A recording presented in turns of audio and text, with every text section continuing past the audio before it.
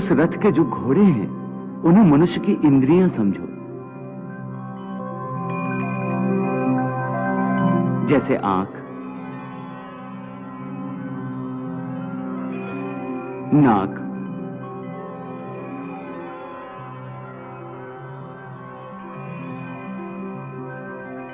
कान, मुख, जीवा आदि। उन इंद्रियों को, घोड़ों को जो सारथी चलाता है वो सारथी ही मन है। और उस रथ में बैठा हुआ जो उस रथ का स्वामी है वही आत्मा है।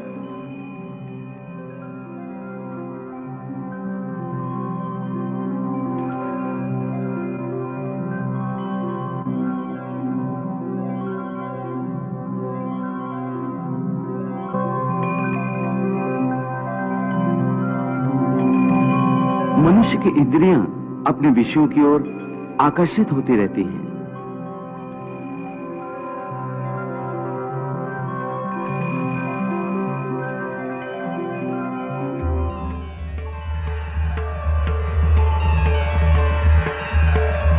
और उसका मन इंद्रियों को उनके विषयों की ओर ही दौड़ाता रहता है।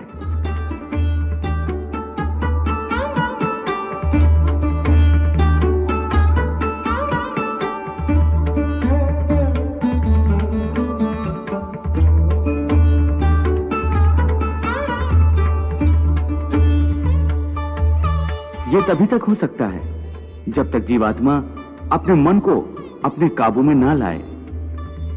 जब तक मन काबू में नहीं आएगा वो इंद्रियों को उनके विषयों की ओर ही दौड़ाता रहेगा।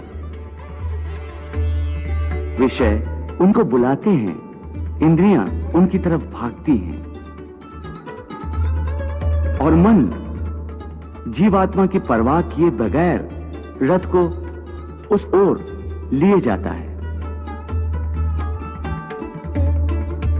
परंतु जब तुम स्वयं मन के अधीन न रहकर मन को अपने अधीन कर लोगे तो वही मन एक अच्छे सारथी की तरह तुम्हारे शरीर रूपी रथ को सीधे प्रभु के चरणों में ले जाएगा। मन है शरीर के रथ का सारथी, रथ को चाहे जिधर ले जाए।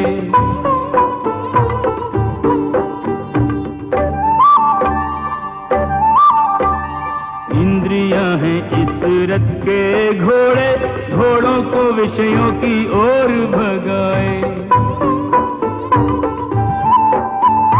आत्मा और शरीर के मध्य में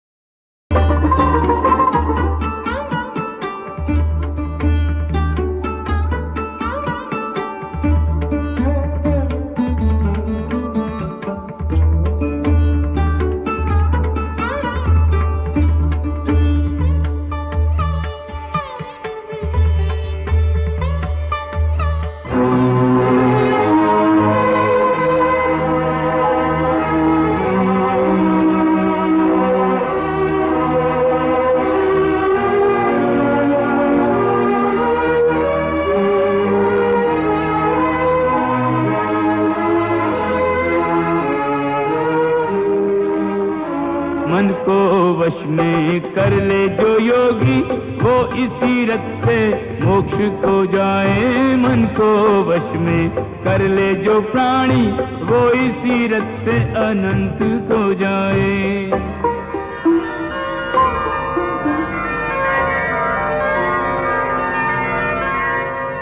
इसीलिए मैंने कहा था कि मनेव मनुष्यानाम कारण बंधन मोक्षेय, अर्थात यदि मन तुम्हारा स्वामी है और तुम उसके अधीन हो तो वो तुम्हें माया के बंधन में जकड़ता रहेगा, और जब तुम मन पर काबू पालोगे और उसके स्वामी हो जाओगे तो वही मन तुम्हें मोक्ष के द्वार तक ले जाएगा।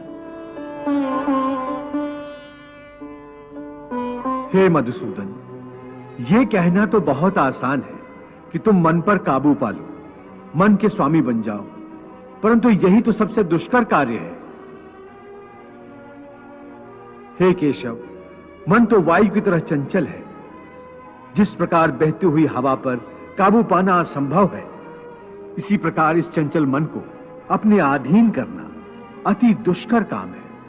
हे अर्जुन, तुम्हारा यह कहना सत्य है कि मन अति चंचल है। उसे अपने वश में करना बहुत मुश्किल है। मुश्किल है जनार्दन, असंभव है। नहीं अर्जुन, मुश्किल अवश्य है, परंतु असंभव नहीं है। तुम्हारा कहना है कि मन को वश में करने का कोई तरीका, कोई साधन भी है? अवश्य है। क्या है वो तरीका? असंशयम महाबाहो मनो दुर्निग्रहम चलम अभ्यासेन तु कौन्ते वैराग्येण च गृह्यते। अर्थात मन को वश में करने के लिए उस पर 2 तलवारों से प्रहार करना पड़ता है। एक तलवार अभ्यास की है और दूसरी तलवार है वैराग्य की। अभ्यास और वैराग्य? हां, अभ्यास और वैराग्य। देखो अर्जुन, अभ्यास का अर्थ है निरंतर अभ्यास। मन को एक काम पर लगा दो, वो वहां से भागेगा, उसे पकड़ कर लाओ, वो फिर भागेगा, उसे फिर पकड़ो। ऐसा बार बार करना पड़ेगा। जैसे घोड़े का नवजात शिशु एक क्षण के लिए भी स्थिर नहीं रहता, क्षण क्षण में इधर उधर फुदकता रहता है।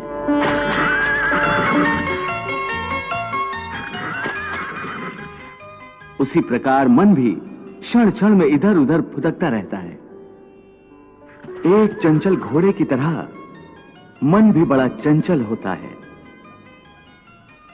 और ऐसे चंचल मन को काबू करना उतना ही कठिन है जैसे किसी मुंहजोर घोड़े को काबू करना।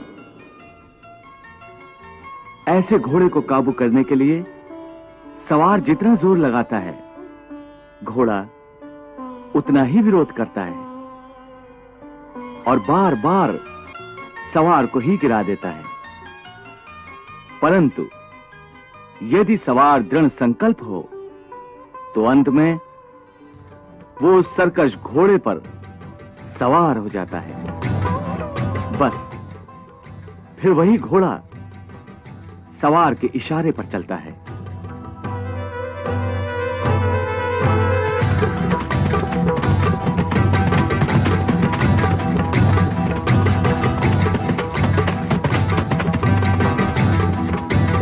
उसी प्रकार मन को भी नियंत्रण की रस्सी में बांधकर बार बार अपने रास्ते पर लाया जाता है, तो अंत में वो अपने स्वामी का कहना मानना शुरू कर देता है।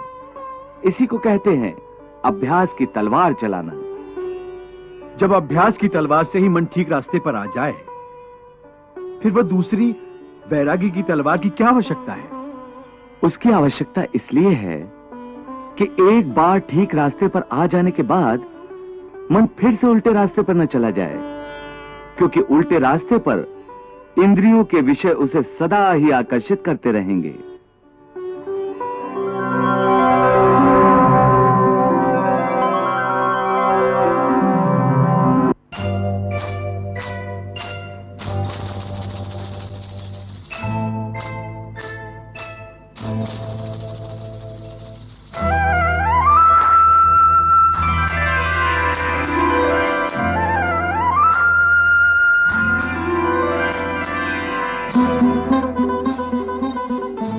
मिथ्या, भोग, विलास और काम की तृष्णा उसे फिर अपनी ओर खींच सकती है।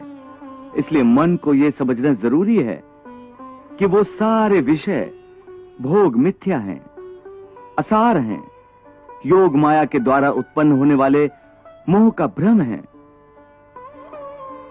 मन जब इस सत्य को समझ लेगा तो उसे विषयों से मोह नहीं रहेगा, बल्कि उससे वैराग्य हो जाएगा। और यही वैराग्य की तलवार का काम है कि वो विषयों के मोह को काट के मन को सन्यासी बना देती है। मोह से विमोहित जब बुद्धि तेरी भली भांति मोह रूपी दल दल को पार कर जाएगी। लोक परलोक से संबंधित भोगों के प्रति तब तेरे मन में विरक्ति भर जाएगी। वासना की वासना रहेगी तेरे पास तनिक, मन स्थिर हो जाएगा, कामना मर जाएगी रे अर्जुन। मन के स्थिर होने पर आत्मा ये परमात्मा रूपी सागर में उतर